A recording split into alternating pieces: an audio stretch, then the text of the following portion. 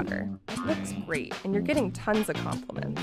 But then, just one person says something snarky about it. And even though you got all that praise, you can't help but stew over the negative comment. Why is that? Why does our mind seem to dwell on the negative? A lot of my research focuses on how people tend to get stuck in particular ways of thinking and what enables them to get unstuck.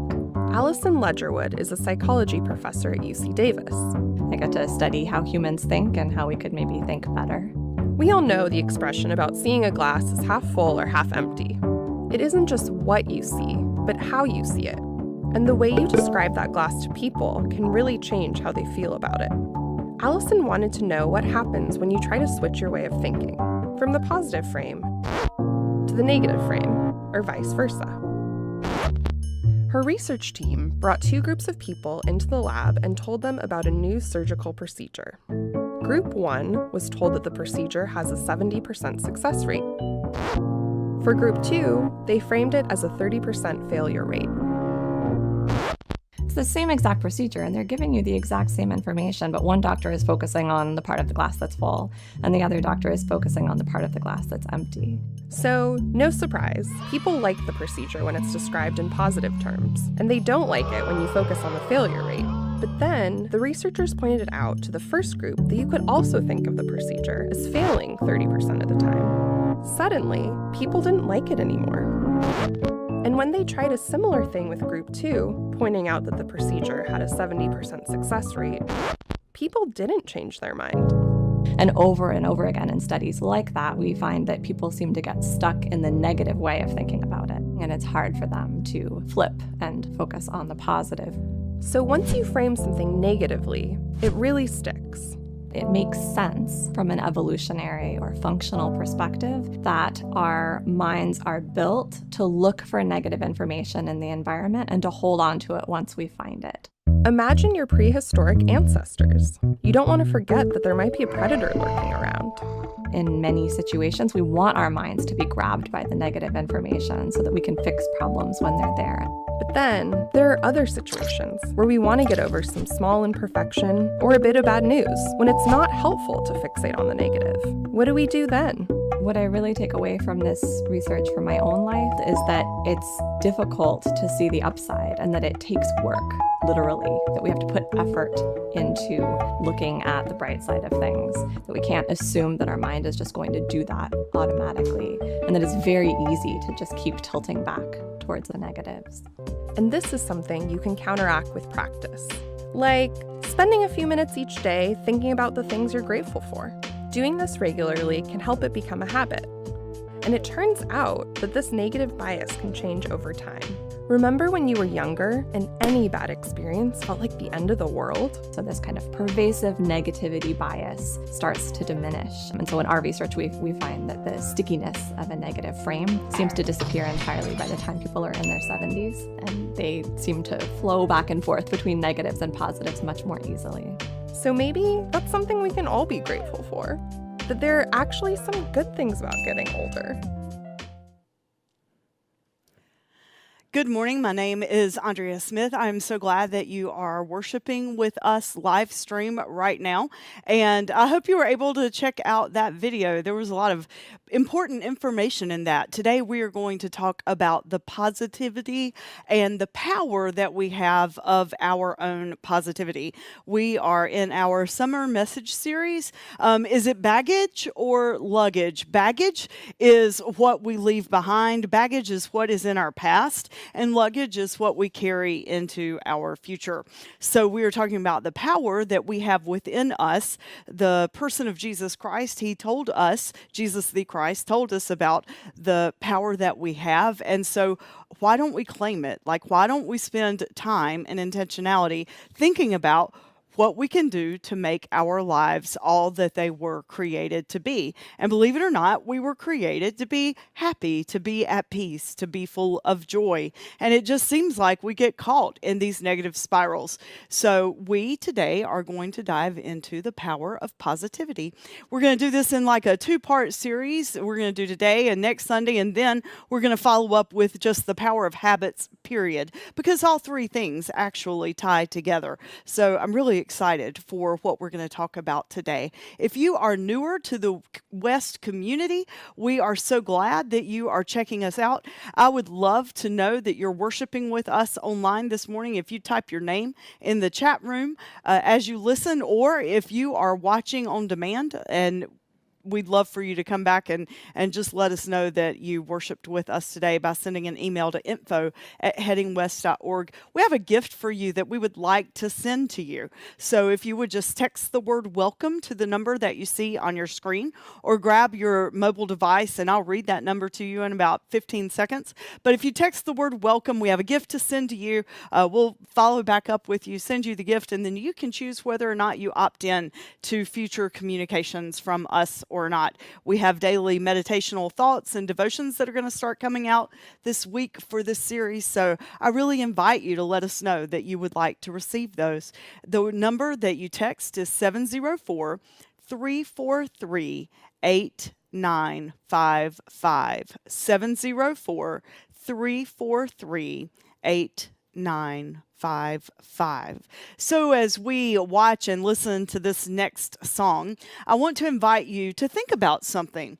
How, on a scale from 1 to 10, how positive do you think you are? Like that whole glass half full, glass half empty analogy. Are you a half full person, or are you a half empty? Years ago, we went to Aruba with a friend of ours, and she worked for the airlines, so she got to fly for free, and so she came with my family on vacation. It was the first time we'd ever gone anywhere really, like that exotic, so we were so excited to go, and I'll never forget, we stepped out of the hotel and walked down to the beach, and then we just took pictures. It was like one of those postcard moments.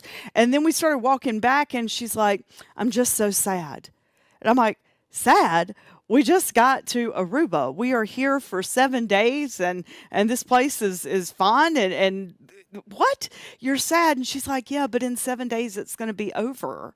And then like the next day she's like, "Oh, we only have 6 more days." And so finally, like midweek, I'm like, "Okay, look, I love you, but I don't want to think about my vacation as in, oh, we only have this much left. I want to think about it as, oh, we've got this much left. Like, we've got 3 more days that we get to be together. We've got 2 more days." I said, let's reframe the way we look at it. And I wouldn't necessarily say that I'm like a half full all the time kind of person, but it was in that moment that I realized how we think about things really matters. And so whereas today we're going to talk about some psychological mindsets and ideas, we also are going to tie them into our faith, because the Apostle Paul, who is responsible for like 2/3 of the New Testament scriptures, he planted churches, he was one of the earliest followers of Jesus the Christ, he tells us that we have a responsibility and we have an opportunity to claim what is good. And he gives us some really wise insights. So we're going to be sharing some words from the Apostle Paul today as well. So I'm really glad you're here, and I hope you find meaning and transformation in today's message. You're broken down and tired of living life on a merry-go-round. And you can't find the fighter, but I see it in you, so we're gonna walk it out and move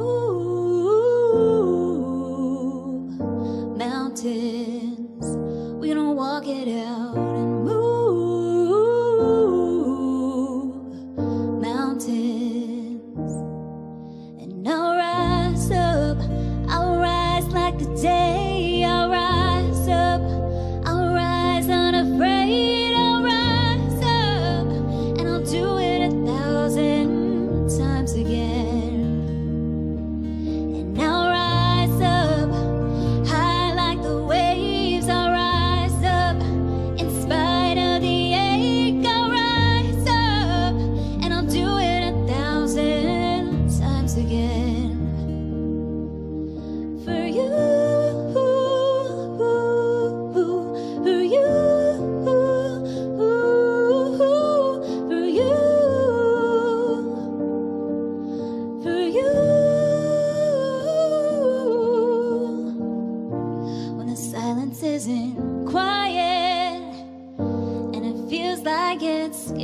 hard to breathe, and I know you feel like dying, but I promise we'll take the world to its feet and move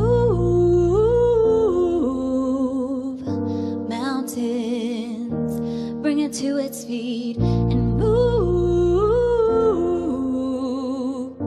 mountains. And I'll rise up, I'll rise like the day, I'll rise up, I'll rise unafraid, I'll rise up, and I'll do it 1,000 times again. For you, for you, for you,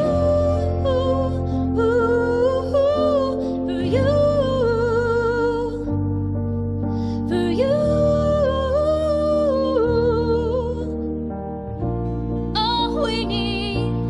All we need is hope, and for that we have each other, and for that we have each other. We will rise, we will rise. Oh, we'll rise up. And I'll rise up, I'll rise like the day, I'll rise up, in spite of the ache, I'll rise up 1,000 times again. And we'll rise up, rise like the waves, we'll rise up, in spite of the ache, we'll rise up, and we'll do it 1,000 times again.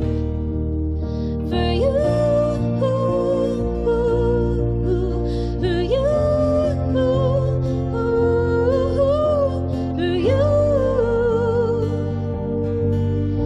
for you.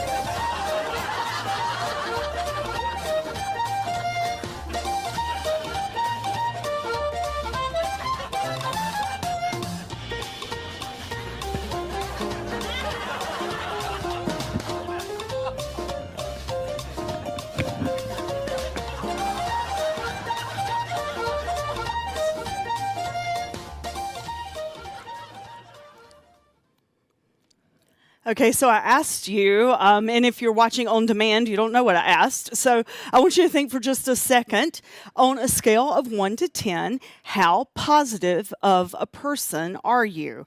And I know it's an old analogy, but are you a glass half full or a glass half empty person? And are we really honest with ourselves about that? Like, we want to be a glass half full person, but are we? How do we look at things? So this morning, that is what we are going to be talking about, the power of positivity. And honestly, even if we think we are a positive person, we probably all have room that we can grow and change. So I really invite you to listen to what we're going to talk about today. Today is a little more scientific. Like, I'm going to share with you research and things that scientists have come up with. Then I'm going to talk to you about our faith and what our faith says about it. Next week, we're going to talk more about like the actual semantics of how to do what we're going to talk about today. Like, how do we put it into practice? So it is a part 1 and a part 2. Part of what has to happen today is I need to convince you that, believe it or not, we are not geared or wired to be very positive. Like, we tend to rest on the negative. Dave and Wayne and I, the worship production gurus that are here with me in our live studio, we were talking during the song, and I'm like, do you know that, scientists say that we have between 50 and 70,000 thoughts a day. I mean, think about it. Everything we do is we think. We have between 50 and 70,000 thoughts a day. And research shows that 80% of those are negative.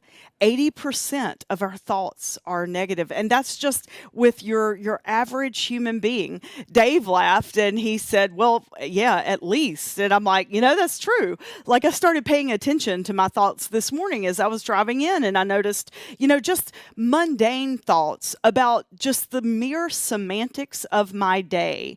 The way that I was thinking about them was negative. Like I have a meeting this afternoon around 2 or 2:15, and I have some anxiety around that meeting. It's not one that I'm necessarily looking forward to, but it's one that needs to happen. It's a conversation that needs to happen.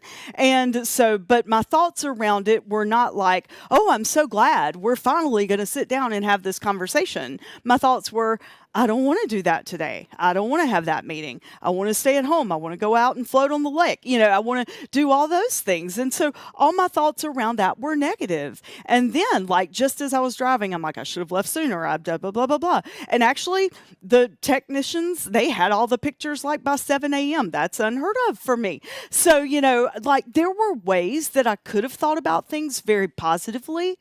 But honestly, we all are wired and geared to just look at more of the negative.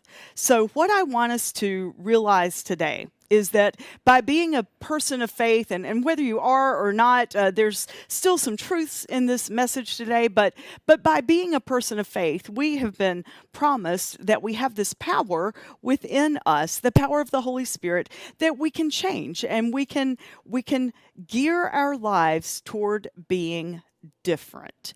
And salvation, the word salvation means transformation. And so how could it be if we transform who we are?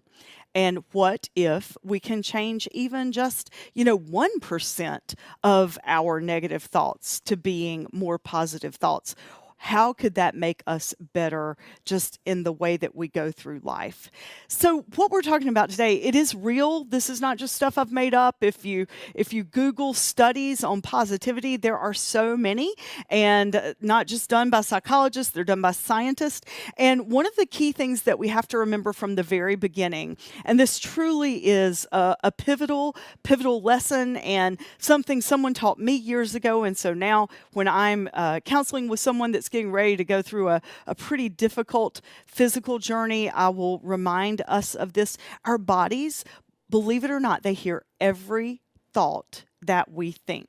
Like our cells inside our bodies, they experience the ramifications of our thoughts. Now, I wish I were a scientist and I could go into a lot more detail, but like when we think negative thoughts, there are certain chemicals that are given out in our bodies, and they cause us to feel one way. When we think positive thoughts, like those endorphins, when we think positive thoughts and we do positive things, the exact opposite happens. And what we need to be most mindful of is that, like, when we start down that spiral of negative thoughts, if we don't catch ourselves, then they just start getting more and more and more. And we're going to talk a little more in detail about that in just a minute. I want to show you a picture this morning. This is a basketball player who is blindfolded. And this gentleman is representative of a study that was done by Harvard University. They were doing a study based on positive and negative thoughts and expectations. So they had multiple people in this study, and first, they had a young woman, and she had 10 free throw shots. She stood on the free throw line and shot the basketball 10 times. Now, she missed all 10 times. She was not feeling very confident about her basketball abilities. So she missed them all.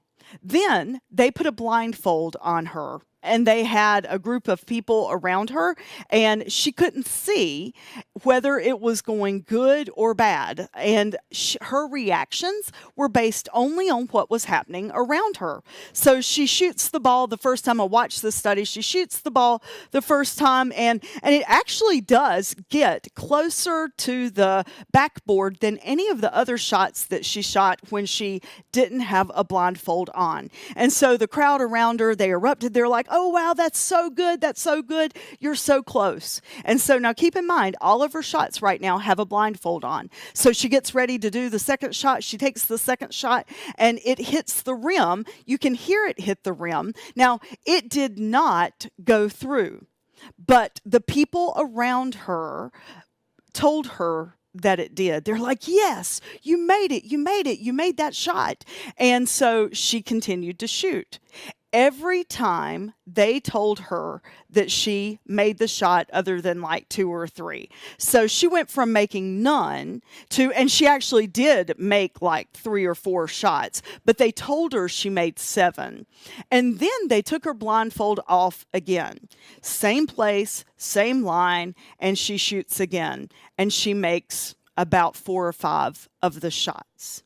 Now, what does that tell us? So the scientists and the conclusions of the study said that, like, okay, so she takes the first shot and it's really bad.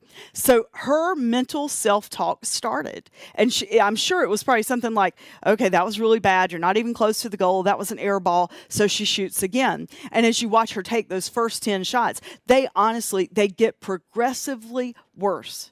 Every time she takes a shot and she misses, the next shot ends up worse. It's almost like she was going backward. And by the end, it was as if she had never touched a basketball at all. Honestly, they were air balls.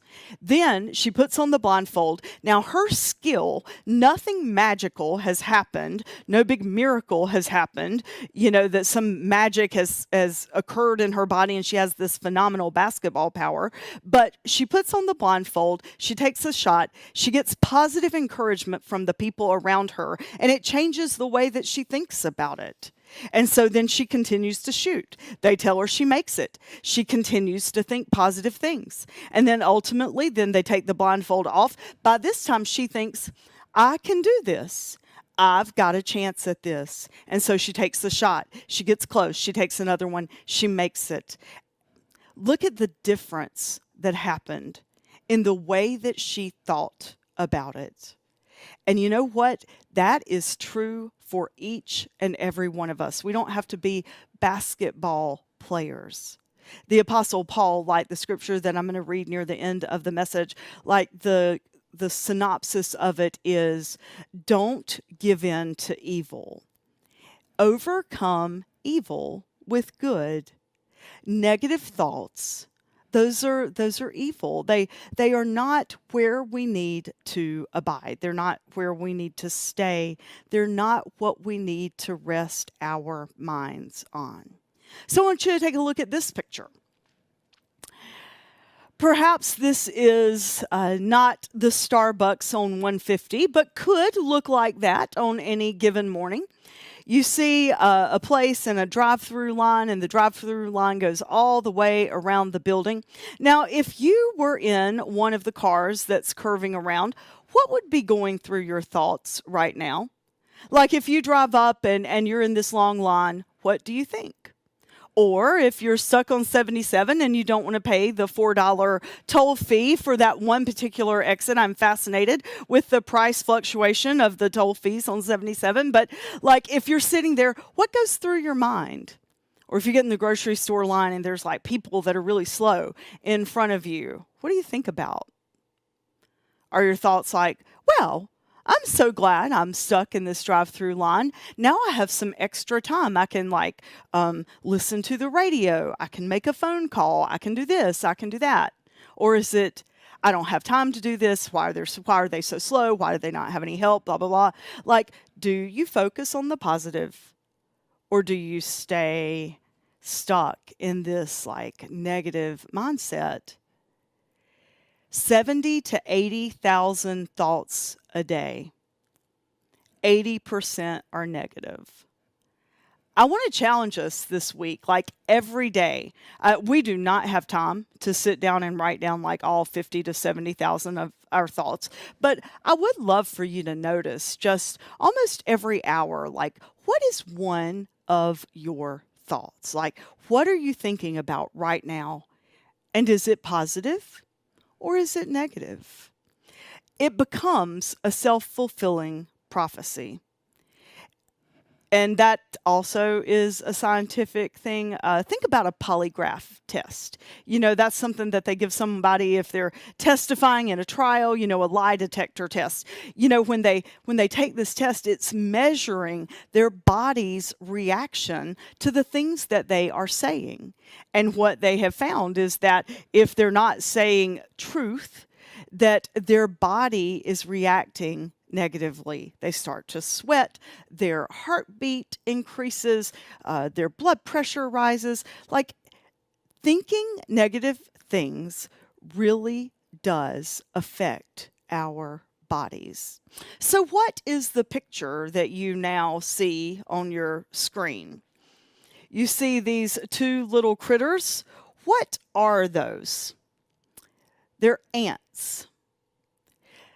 The next time that you see an ant, I want you to remember that ANT represents something that each of us have. And some psychologists did this study, and he talked about how he was doing therapy one day for several clients, and he said the first one was a young man who was contemplating death by suicide. And then the next two clients were individuals that were either addicted to drugs or alcohol, trying to lessen their mental anguish and their pain.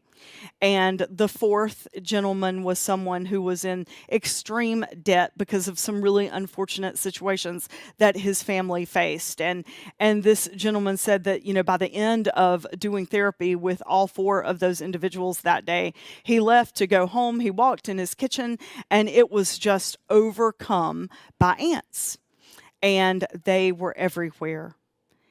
And it occurred to him as he was cleaning up the plethora of ants that was what he had dealt with all day. ANTS.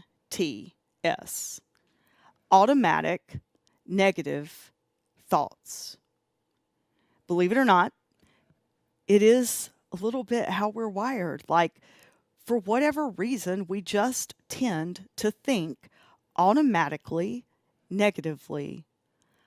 Automatic negative thoughts. For real, like this meeting that I've got today. All morning. And I should have known better because, like, I've known that I was preaching about positivity or speaking about positivity for weeks now. All day, all morning, I was begrudging it. And I'm like, I don't want to go, blah, blah, blah.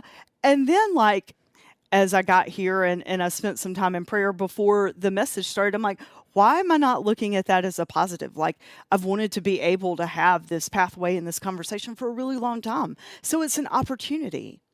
Look, we all do that. It's not just me. Automatic negative thoughts. And once we think one, then we start to think another, and then we start to think another, and there is this legit spiral.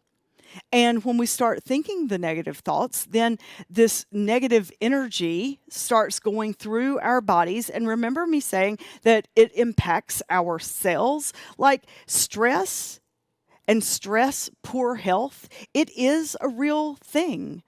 Back when I first started ministry at Williamson's Chapel, it was a huge shift in my time and my focus. And we had moved, and Lane started kindergarten. Andrew was in second grade, and I did not know that the size of the church was what it was when I took the job. And it was just the senior pastor, me, and a youth pastor, and there were like 500 or 600 people every weekend in worship. And the lake area was growing, the job was growing, the church was growing.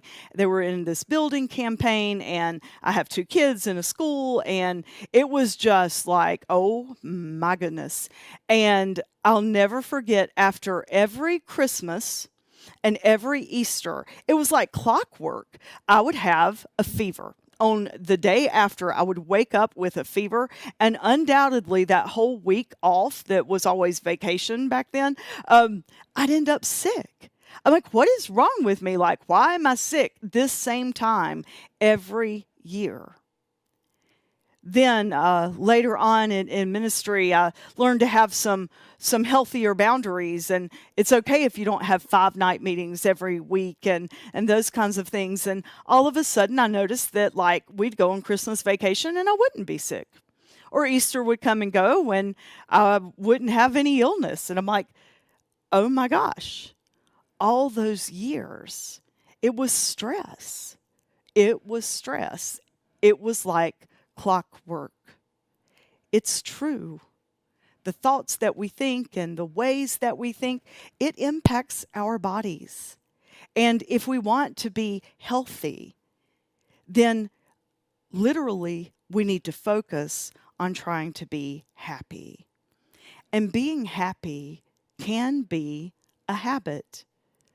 But it means that we have to stop doing things that we've always been doing. So the ants that you see on the screen, like if you ever watch ants move, they follow a pattern. We do too. We follow patterns. But the good news is, like, we can change those patterns.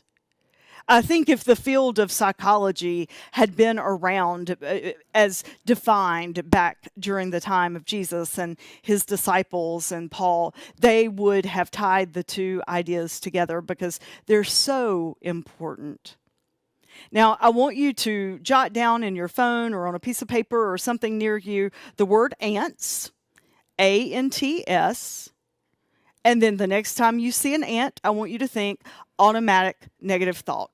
And then stop. Like, I don't want to have automatic negative thoughts. And now I want you to take a look at these 4 letters that you see on the screen. These mean relative weight of importance and duration. RID.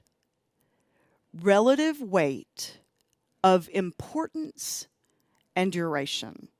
Now let's put that in like everyday language. I wish, and in all my studies, I listen to different podcasts and that kind of stuff. So I've probably listened to 10 or 15 different messages or podcasts this week on positivity and faith and sermons on positivity. And one of the messages said, it's important that we don't think God does things to us. And I'm like, great, I love that. And then they went on to say, we need to always think God does things for us. And at first I was like, okay, wow, God doesn't do things to us. God does things for us. And then I started thinking about some people in my life that I'm praying for right now. And one just has a really crappy health diagnosis that honestly is just unfair. And my heart hurts for them, and I'm worried about them and for them. And I just couldn't reconcile in my mind that God didn't do this to them, but what they're going through right now, God did for them. That makes no sense to me. Or another family that's trying to have a baby, and they've wanted a baby for so long, and they've tried so hard, and they've just been unable to do that. God's doing that for them. If we talk about God being a God of love and a God that holds all things together, we have to be really careful when we start talking about theology that makes God do things to or for us. And honestly, if you're saying God does things for us, you're almost saying God does things to us. Now, we do believe that the power of good, the power of God is at work in our world. Somehow, the power of prayer connects to all that. But prayer are our thoughts, and our thoughts convey energy. So that's why we do say, like, it's important to pray for things to send those thoughts and that energy, that positive energy. And I think it's okay to understand that we also believe that there's this thing called free will and that God's not a giant puppet master and we're puppets on a string, and things happen. Bad things happen. Bad diagnoses happen. Horrific things happen. God's not necessarily doing those for us. We believe that God is in all things with us. So I would like for us to think that God doesn't do it to us or for us, but God is in it with us. And we are told by the Apostle Paul that God works all things for the good of those who love God. Like all things, no matter how bad, and probably that's what that person who said for meant, but no matter how bad they are, God can work good out of them, even if they are what seems like the worst things. But how we think about those worst things, it's important, and that's where that word rid came in. The relative weight of importance and duration. So the next time that something happens to you, when you find yourself thinking negatively about it, I want you to ask yourself, okay, so how important is this situation? And then Stephen Covey, I don't know if you've ever heard of him, but he has like two circles, a circle of influence or a circle of concern, like what can you only think about and what can you, or a circle of control and a circle of influence. What can you control and what can't you? And those things that you can't control, guess what? They shouldn't have a really high rid factor, a relative weight of importance and duration, because we can't control them. So why would we continue to think about them? Why would we continue to ponder them? If we cannot control them, then we need to let it go. And the way that we do that is like we stop that thought. So this sounds weird or existential or, just a little funky, but hear me. If we're going to change and we're going to think about things differently, and if we're going to have this life that we've been promised from God that we can have, we have to learn how to identify our thoughts. Like we have to start thinking about thinking. And that's probably weird, and we may not want to do that. But if we want to change how we feel, if we want to change our stress levels, if we want to lower our blood pressures, if we want to be healthier and happy human beings, we've got to start thinking about how we think. And so the next time that we start thinking something negative, we have to call ourselves out. Would you let somebody say really bad things about you and you just be like, oh, okay. Like, I wouldn't. If somebody, I can be pretty even keel for a long time, but if you start saying things that are untrue about me or a situation, I'm going to weigh in. I'm going to be like, okay, here are the facts. So odds are you wouldn't let someone just go around and bash you and say untrue things about you. So why do you let yourself do that to you? Because those negative thoughts that spiral out of control, that's what that is. That stuff isn't true. And we have to step back and we have to look at our thoughts and think, okay, are these things that I am telling myself right now, are they true or not? And then we have to stop. And we have to change and pivot the way that we're thinking. I'm not kidding when I tell you that I really want you to think this week about how you think. I want you to stop and notice, are you thinking positively right now or are you thinking negatively? Because what we what we think creates our own reality. I want you to think about that for just a second. What we think, be it positive or negative, it creates our own reality. That may sound new age, but it's really scientifically true.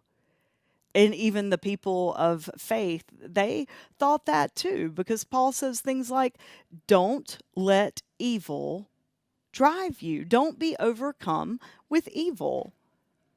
but overcome evil with good. That's really important.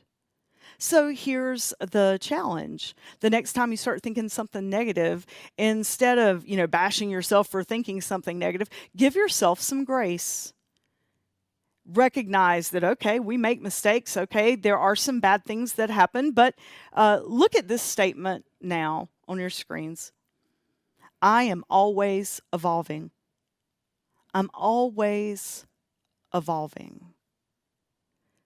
Every moment of every day, we have an opportunity to choose how we go about life. And if we'll stop ourselves in those negative spirals down, and change the path, life will be different. But we have to give ourselves grace. We have to recognize and remind ourselves that we're always evolving. We don't have to get it all right. Every moment is a new opportunity. But that's hard to do. And that's why next week alone, the whole message is going to be very practical things that we can do to make our lives be different and feel different.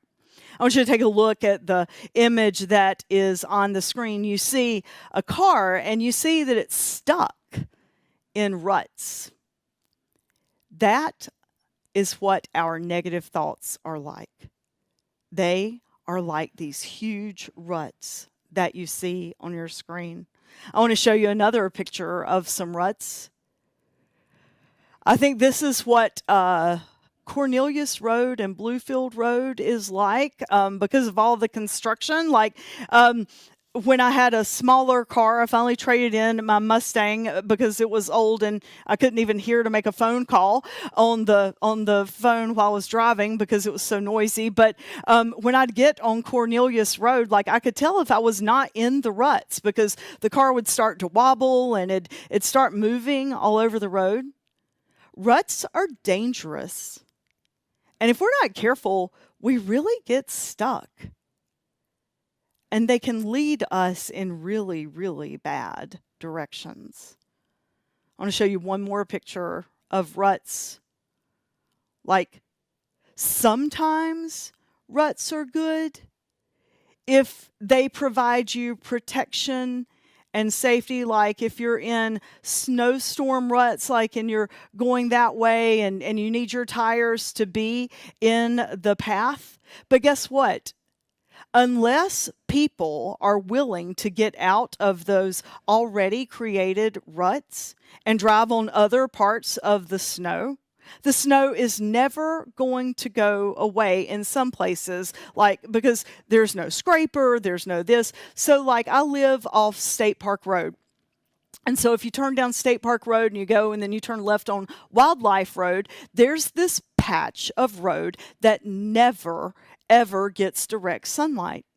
So unless the temperature goes up a ton, the snow will stay there for days and days and days. We actually had a snowstorm this past winter, and believe it or not, the snow was still there 5 days later. The only place that you could see the road was where the ruts had been and where cars kept driving in those ruts. Now, there was a similar patch of road on State Park Road, but guess what? There, cars had driven all over, they'd driven in the middle and they'd driven in the ruts, and they were always creating new ruts. And so even though on State Park Road, the sun never hit it, it was the same temperature, everything else, but because people were willing to drive outside of the ruts, they created additional pathways for other people. That's what happens with our thoughts. If we will get out of our ruts, if we'll get out of the negative thoughts that we have, we can create new pathways. I want you to focus on this image, meditate on this image as I read these words to you from the Apostle Paul. He was writing to the church in Rome. Love from the center of who you are and don't fake it. Run for dear life from evil. Hold on for dear life to what is good. Be a good friend who loves people deeply and practice playing second fiddle. Realize you don't always have to be first. Don't burn out. Keep yourselves fueled and aflame. Be alert, servants of the Master, cheerfully expectant. And don't quit in hard times. Pray all the harder. Help other people. And be inventive in hospitality. Bless your enemies. No cursing under your breath. Laugh with your happy friends when they're happy and share tears when they're down. Get along with one another and don't be stuck up. Make friends with no ones and nobodies, and do not be the great somebody. Don't hit back. Discover beauty in everyone. If you've got it in you, get along with everybody, and don't insist on getting even. That's not for you to do. I'll do the judging, says God, and I'll take care of it. So coming out of a pandemic, so this week was annual conference. It's the yearly Methodist meeting of preachers and laity, the people that are not preachers in the churches, and it was up at Lake Junaluska, and so I was up there for part of the time, and then the other part of the time I followed all the sessions online, and they were talking about rebuilding the church. That the church is just not what it used to be. And several of my friends and I were chatting, folks I haven't seen in like 3 years. And one dear friend wrote me yesterday, and she's like, so how's West? And she said, I heard you guys have started a new campus or two. And I said, yeah. I said, and she's like, wow, you guys must be knocking it out of the park. And I said, well, we are, with connectivity and things and reaching new people and folks finding their niche. But, leading post-pandemic has its challenges. Like the majority of our people are online, and we love that. So we're trying to figure out, what do we do in person? People still need the in-person, but what's going to make that relevant and real? And then, there are fiscal concerns and all these things. And we have this campus in Uganda. We have this amped campus that has 80 kids in our region that are learning about character development and faith. And, this stuff costs money. And we're trying to figure out sustainable plans in a new way.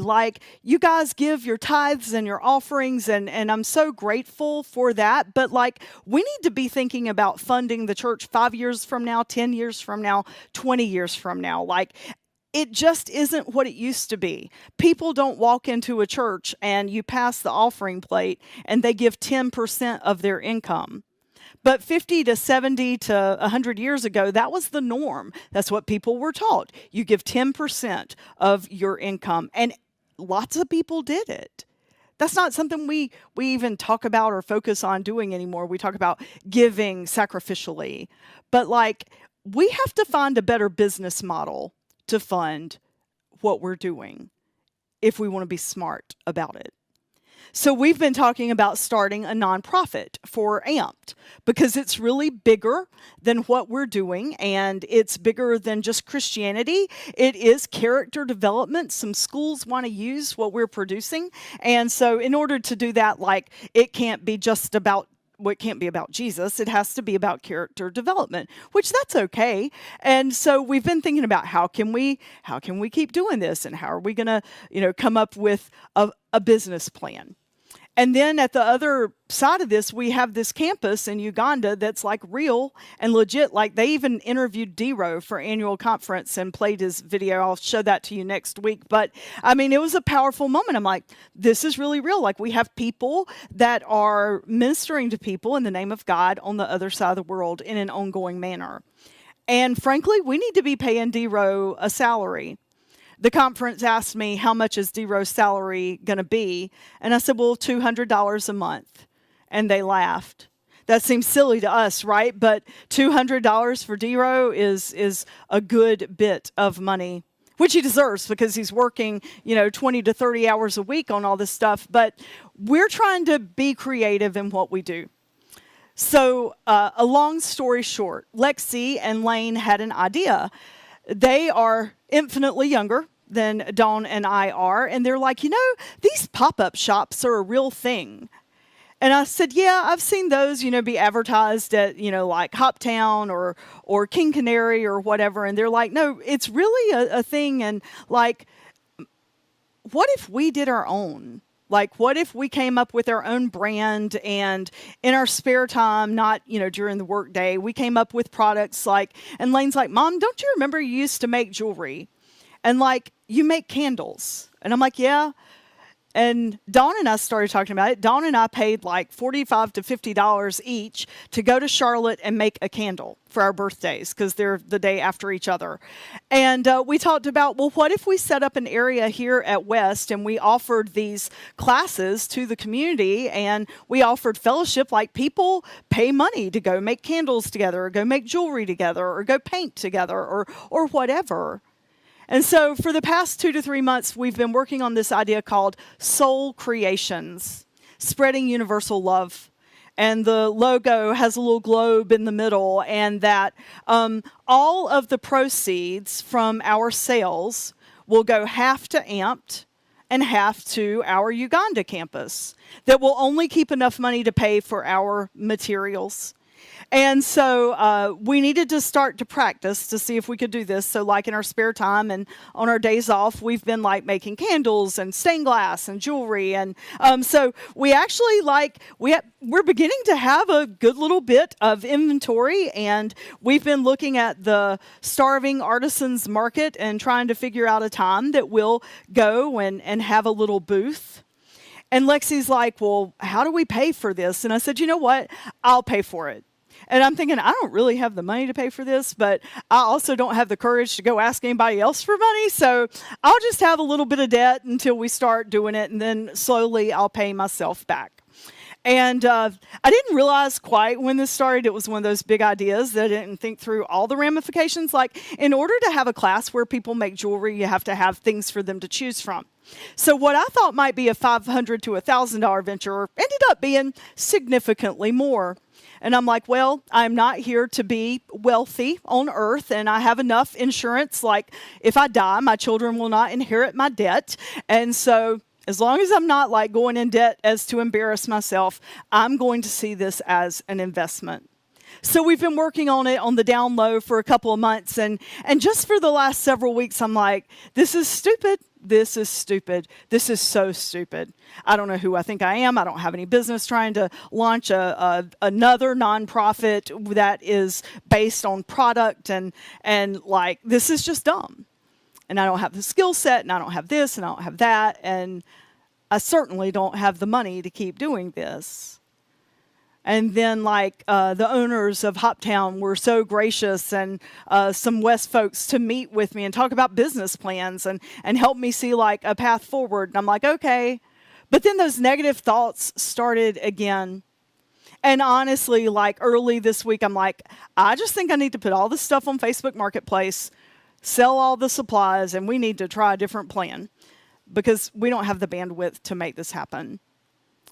And then ironically, Facebook Messenger, I get this message, and it's from this lady, and she's like, hey, I'm the executrix of so-and-so's estate, and I have a check for you, and I'm putting it in the mail today. And I need you to sign it, and then I need you to have it notarized, and then let me know that you've received it. Now, I thought it was a scam, because they'll do that, and they'll make the emails look like a legit email. So, although I knew the person whose estate they were representing, I mean, this person has been deceased for over a year and a half now. And I certainly didn't know that they left something to the church / my vision.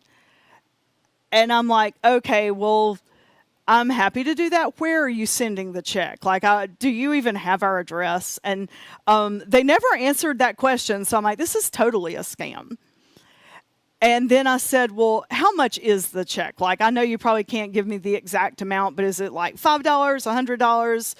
And they wrote back and said it's over $5,000. I was like, okay, well.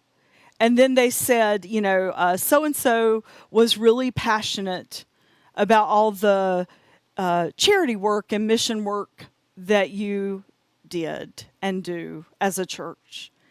And so she just wanted you to use this money wherever you saw fit.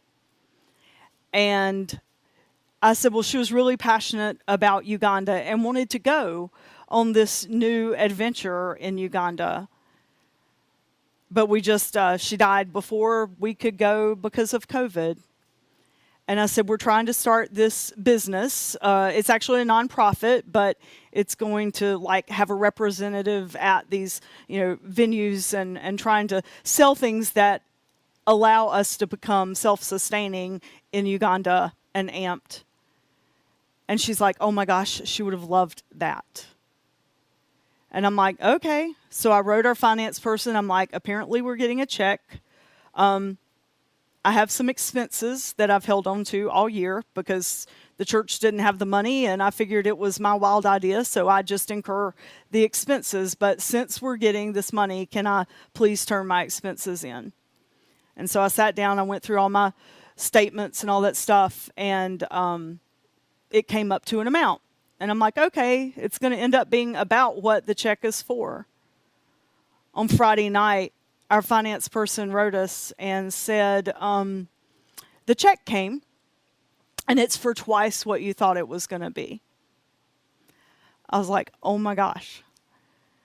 And then yesterday, I watched D-Row speak in front of thousands of people at annual conference and talk about the thing that he fell in love with West about is how we reach people and how we care for people.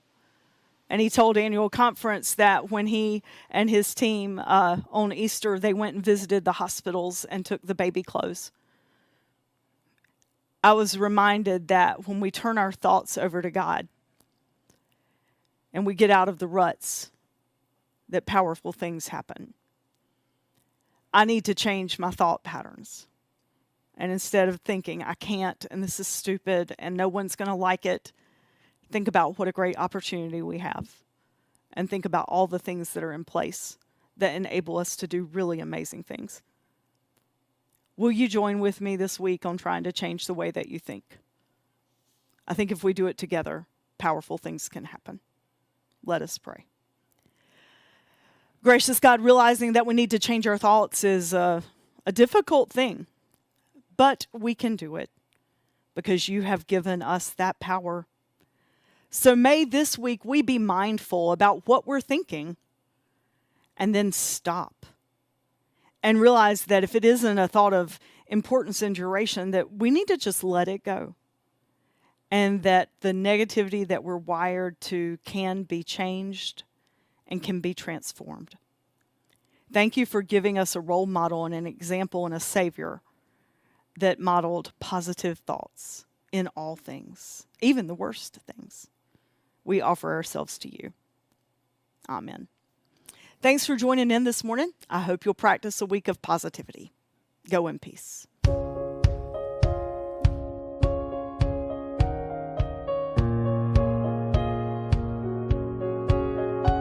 Some people think you're distant, just some words on a page. That you're nothing more than fables handed down along the way. But I've seen you part the waters when no one else could pull me from the deep.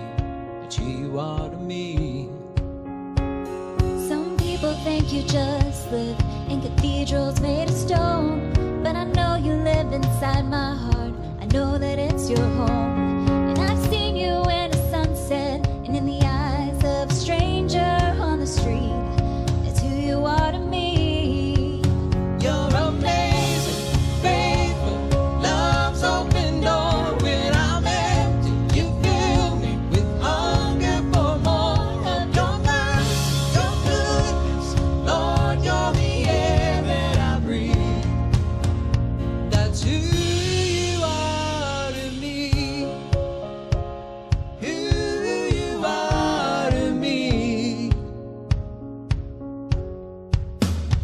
Sometimes I have my doubts, I'm sure that everybody does. And I wonder when I stumble, am I still worthy of your love? But I know that I get stronger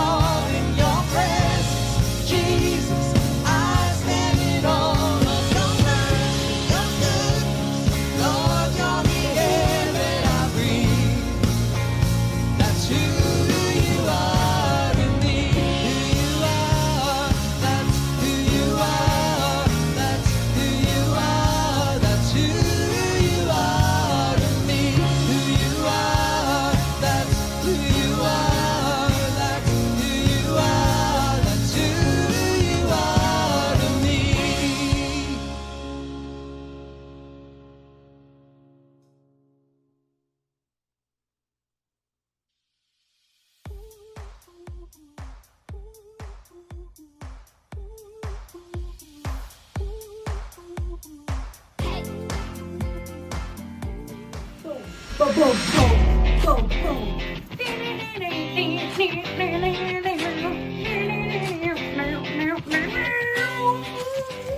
What is up, everybody? Don't mind me. I'm just getting ready for Amp Camp World Tour 2022. That's right, it's next week. How awesome is that? If you guys haven't signed up yet, make sure to do so really soon so you can come rock on out with us. Today's episode is all about making waves again and what we can do to make some waves, but also to remember how to take care of ourselves. Take a look at this really cool story to learn how to kind of take care of yourself and make some waves.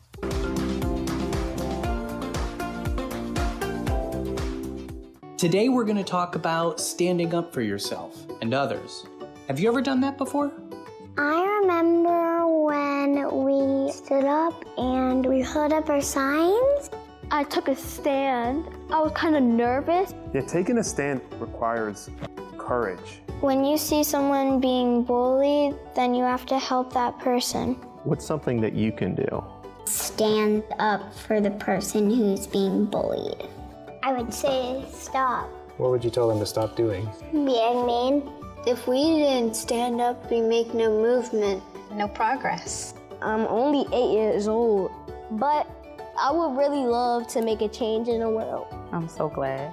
You know an example of when it's okay to break rules? If there is something that's unfair going on, then you can break rules because that's the right thing to do. That's right. When breaking a rule brings about greater change, then that's something that can be considered good trouble. When we have this conversation, we use the word upstander. What's an upstander? Is when someone stands up for the person who's being bullied. Yes, and so what is something that an upstander would do? They would go up to the bully and say, hey, stop that. That's not nice. That's right. Do you think that if you saw something unfair, Finn, do you think that you would be able to be an upstander? Hopefully. Hopefully. Yeah, me too. I remember when I upstood for somebody. Yeah, what happened? When a boy in my class was teasing one of my friends. He was saying that her picture looked bad. I said, you can't tease her. Even if it looks kind of bad, it still is creative in some way. Hi Amped Kids, it's Chef Micah, and today we're going to be making a snack. The things you'll need are a fruit by the foot, a vanilla wafer, a graham cracker, and eyeballs. You'll find these all in your Amped box. First thing you're going to do is unwrap your fruit by the foot. Now set the head onto your bed and start wrapping him up.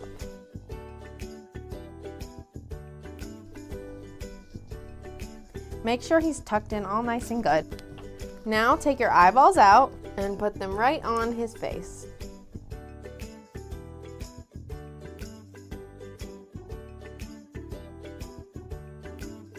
This whole summer is about making waves and making a change, but remember, you need to take time for yourself first. A great way is sleep, and you can remember that by eating your little friend.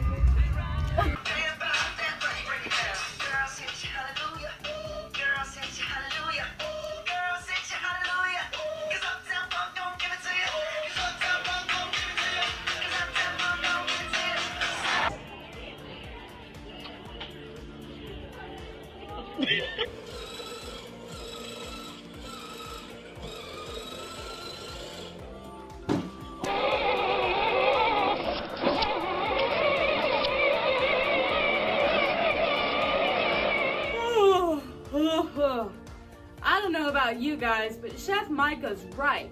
When you make waves and you're making a big difference in the world, you gotta remember to take care of yourself. And a great way to do that is get all cozy up and take a nice little nap. Well, you know what? While I go take a nap, you guys check out this really fun game that Coach Jay's got for you this week.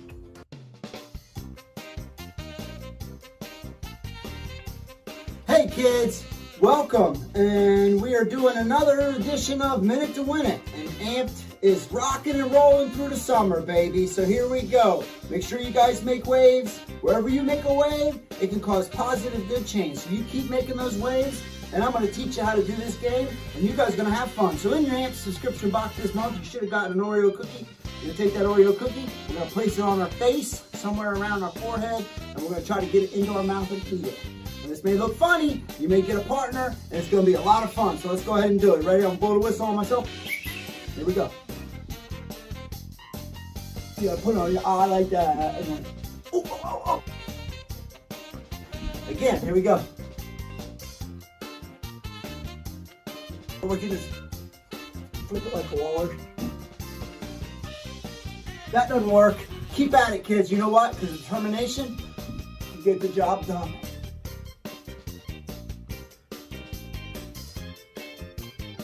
On the floor. And in the one out. Ah!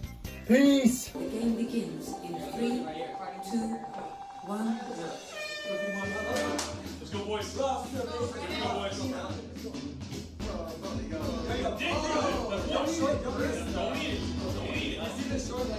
Yeah, that's true.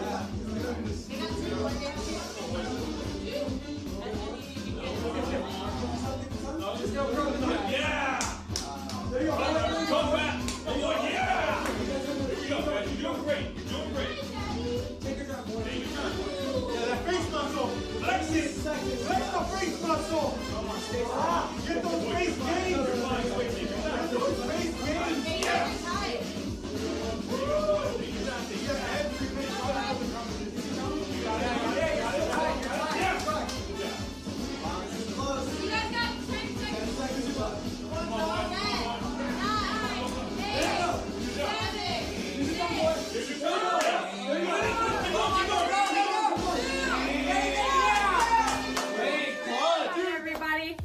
You had an awesome time with this Amped episode learning how to make some waves. Don't forget, Amp Camp is next week, so I really hope to see you there. We're gonna rock out and learn what it means to put on a whole tour as a team. That's right, we're gonna be talking all about teamwork and how important it is. I hope to see you there. Bye! Follow us on Instagram at Amped Online to stay up to date on the latest news, air dates, and extra content. Check out our webpage at ampedwestchurch.com to watch full episodes, segments, get more information about upcoming events, and more. Also, text AMPED to 704-343-8955 to sign up for your free Amped subscription box.